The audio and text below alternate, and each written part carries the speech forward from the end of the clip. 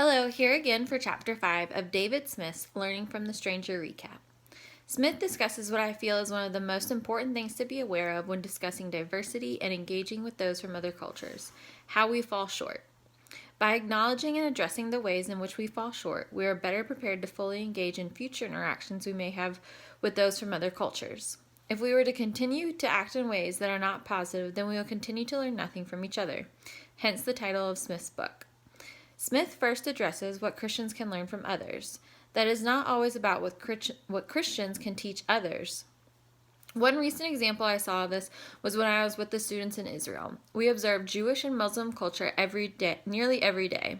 One evening in our evening discussion wrap-up, one of the boys mentioned how convicted he felt watching these groups of people be so dedicated to their prayer life. Even though he may not agree with the things these cultures believe in, he was able to take away a new motivation to more fully engage in his own prayer life.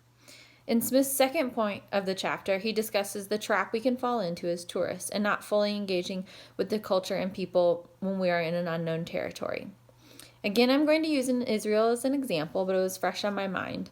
When we first arrived in Israel, we were taken to the Sea of Galilee and then to the Dead Sea. For many of us, this was our first international trip, and it was pretty intimidating. I personally stressed about security and what to pack for at least a month before I left.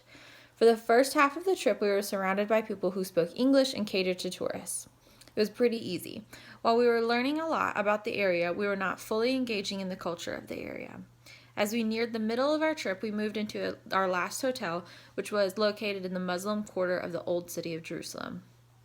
On our first night, the more seasoned professor told us that we were going into the market at dark.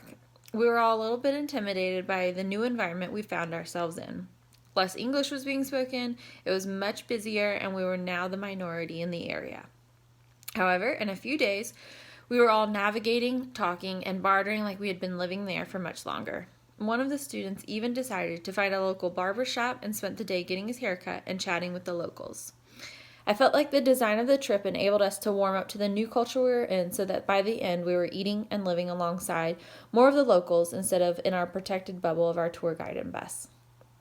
Smith also discusses how we should not rely on technology or English as a means of engaging with other cultures. Technology can be great, but as Smith points out in his story about email communication, there can still be much lost in translation. English can also be an area where we fall short. We may feel that just because someone else speaks English that they will understand what we are saying. Slang terms and double meanings can lead to many other issues. The chapter wraps up with Smith addressing how cultural diversity affects all of us, whether we are fully aware of it or not. We may not be missionaries or engaging in cross-cultural business, but we will undoubtedly encounter people from other cultures in our day-to-day life. By understanding the ways in which we fall short, we can then address those challenges and be better prepared to fully engage with others in the future. Thank you.